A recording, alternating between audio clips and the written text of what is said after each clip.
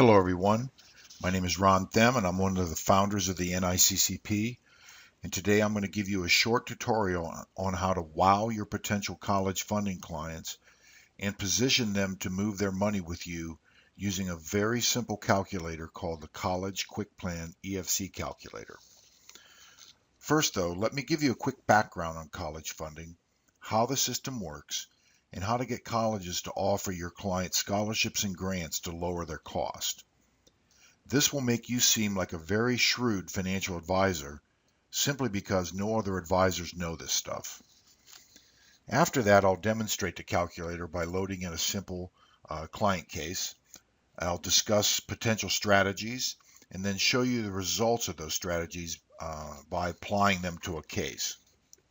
Then finally, I'm going to discuss how to turn those strategies into financial product sales. Okay, are you ready? Basically, here's the lowdown of the college funding system, how it works, and how to get colleges to offer your clients scholarships and grants to lower their cost in 5 easy lessons. Lesson number 1. There are 3 types of colleges. There are state colleges like Ohio State, University of Florida, the UC schools in California, etc. Then there are about 1,000 or so small private colleges. Then finally, there are those elite private schools like Harvard, the Ivies, Duke, Stanford, etc. Lesson number 2. State universities like Ohio State and University of Florida are very expensive nowadays, about $25,000 a year or more. But they are about half the cost of any private college. Consequently, unless you're a top student academically, these state schools or universities do not have to compete on price, so they don't offer a lot of free money, unless of course you have financial need. On the other end, elite private colleges are just that. They're elite. Every kid wants to go to Harvard. Consequently, these schools do not offer a lot of free money either, unless of course you have financial need. Finally, your average private college, which is about twice the cost of a state school, yet not nearly as competitive as an elite private college like Harvard. So how do they get students to attend their college? Basically, they just give away money as bait, to be truthful, in the form of grants and scholarships, just like an athlete would get. And they give away huge amounts of money if, you guessed it, you have financial need. So let's move on to lesson 3. What is financial need and how can I get my clients more of it? Here's how it works. To determine who gets free money in the form of scholarships and grants, colleges want to know your financial position. The more income and assets you have, the less money you get. So the colleges want you to fill out a financial aid form called the FAFSA. Then they run the financial data, your financial data, the client's financial data, from the FAFSA through a software formula called the Federal Methodology. This is commonly called the FM. Now, some private colleges want to know even more financial information and require you to fill out an additional institutional financial aid form, and they run that information through a software formula called the Institutional Methodology, or the IM. Lesson number 4. Income is assessed at 47%, and any assets the client has are assessed at around 6%.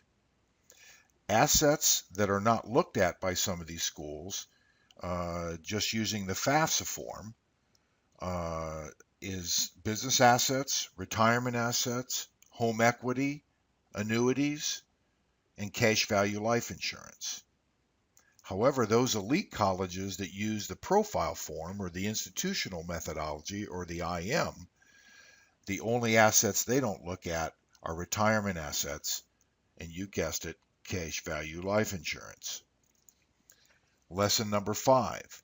By reducing your income while the student is still in college, you can cut your income assessment by 47%. by moving investments into non-assessable assets, you can cut your asset assessment by 6%. Any student income is assessed at 50%, and assets in the student's name are assessed at 20%.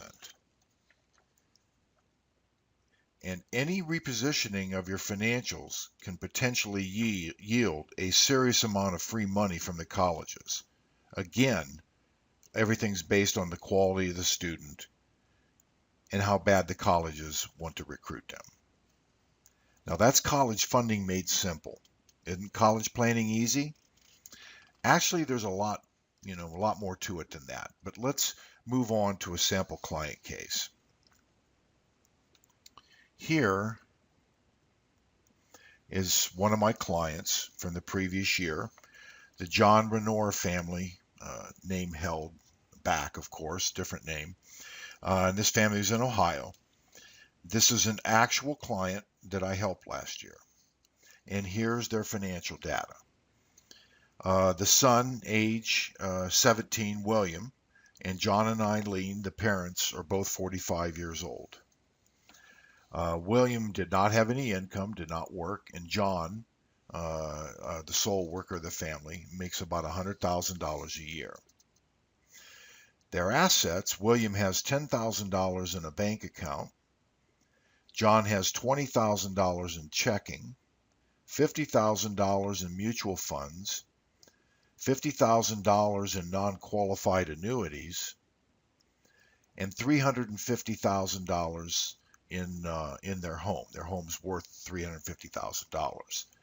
And the only debt that they had was the home, and it's $180,000. Okay, $180,000 debt. And they're looking. William was looking at Ohio State, and really he was trying to get into University of Virginia, which is about $220,000. Okay, so now let me move off into the calculator itself, and let me show you how everything, all this income, assets, and everything gets loaded into the calculator. I've already laid out the financial detail. So now let me show you the strategy that I use. So first of all, I'm going to go up here and I'm going to click Mr. Renor, and all the information gets auto-loaded into the system because I preset it. Okay. But what you do is you go over here and you set the age. Okay, so it's 45, from Ohio. There's 3 in the family. There's 1 student in school. Okay. Here's his adjusted gross income, $105,000. Okay, split between mom and dad. Okay, $50,000. They both made $50,000 a year, essentially. No untaxed income, and federal taxes that were paid were about $10,000. Cash and checking, $20,000. Investments. This is before and after here. I'm doing before and after. We'll reposition everything later. That will go in the after. But they had $100,000 in investments, home equity of $50,000, non-qualified annuities of $50,000, and retirement assets of $400,000. Here is Williams' basic assets. He had UGMA trust fund of $10,000. Okay. He wanted to go to Ohio, and here's where you put in your states, and here's when you put in all your different schools within Ohio. Load those in. So he wanted to go to Ohio State and University of Virginia, so I basically loaded those in. So here's the net results. Okay, we have the FM, which would be Ohio State. Okay, they only take the FAFSA and do not use the elite or profile or anything. So their FM is, the family's FM is about $27,000. And their institutional methodology formula, or what the private schools are going to look at, is about $34,000. So it's another $7,000 above the FM. Okay, so now what I did is I looked at the situation, and discussing it with them. I showed them, let's move some of your investments out. Okay, it was time to move those out. Let's just see how it's going to work for you. So I zeroed out their investments of 100,000. Okay, he's got home equity of 50,000. I left that there. We have $50,000 in non-qualified annuities, so I moved those out, and we put the $150,000 into cash value life insurance. And naturally, since retirement assets are not assessed, we're not going to do anything there. Then I also moved. I didn't move. You can't move money out of an UGMA. What we did was we took it out of the bank account and we bought a an annuity. We moved the money over into annuity here. So we've got 0. Okay. So the net effect, now as you can see, the FM, because of that movement, moved down about $7,000. And the IM, University of Virginia, looks at, moved down considerably more, didn't it? About $11,000 for potential increase in aid over here over 4 years of some pretty serious money. So the EFC calculator has 2 reports. It has a statement of income and assets, and you can see the movement, the repositioning here from all the other assets into insurance. And then, of course, you can see the before and after of, the potential gift aid, what the colleges offer potentially, how much need met, how much need they meet, okay? And all the statistics of the colleges. And it's showing here that you're going to end up getting about a $4,000 savings out of Ohio State, because naturally they don't have to compete. In university, you're probably going to get pretty close to $32,000 savings from University of Virginia just by asset maneuvering. So anyways, let's move on, I guess. If you haven't realized it yet, the 5 lessons that I laid out before is basically my presentation to the client. They don't want to know too much about how everything works. They just want to look for results, and here's kind of what you're going to get as far as a result. So demonstrating the potential value by repositioning the investments in annuities. I then took a little time, of course, to explain high cash value life insurance and how it's used, and how it can be used effectively for much more than just a death benefit, which is a whole other presentation, believe me. But I explained it through, and we just went from there. The family said, let's do it. Okay. For you insurance guys, naturally, you're thinking, well, hey, you can't load that whole $150,000 into a policy without creating a modified endowment contract, and that's correct. So I used other asset repositioning strategies that we cover in our Business Builder program, which is a special program we do. We go over client strategies and special how you move assets and what you do, how to, so to speak. But I use these strategies to make it all work. So I did get all the 150 moved over. So by the way, how did this strategy work out for my client? Well, let me show you here. Here's the University of Virginia. Okay. Here's naturally the cost. You can see this was last year, naturally, and my calculator is updated for the new 2014-2015 year. But here's Williams' student award letter that they give. There's the attendance. Here's the family contribution, which, let me see, $23,595.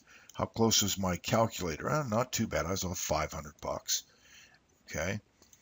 But the bottom line, what'd he get? Okay. So he gets $18,333 in total grants and scholarships. That's what University of Virginia gave him. Okay. That's $73,320 over a 4-year period. Now, yes, um, for all you college funding guys that understand how all this works, William would have gotten half of that money without moving any assets at all. I get that. Okay. But the other half, about $32,683 of that money, was solely due to, okay, moving those assets over. Okay, as you can see right here, solely due to it. Okay, so let me ask you a question. What kind of rate of return would you need on $150,000 to yield $32,000 over a 4-year period? Right? Okay. I mean, he's getting a lot of money here. A lot of money, but half of it, let's say 9,000, was solely due to repositioning assets.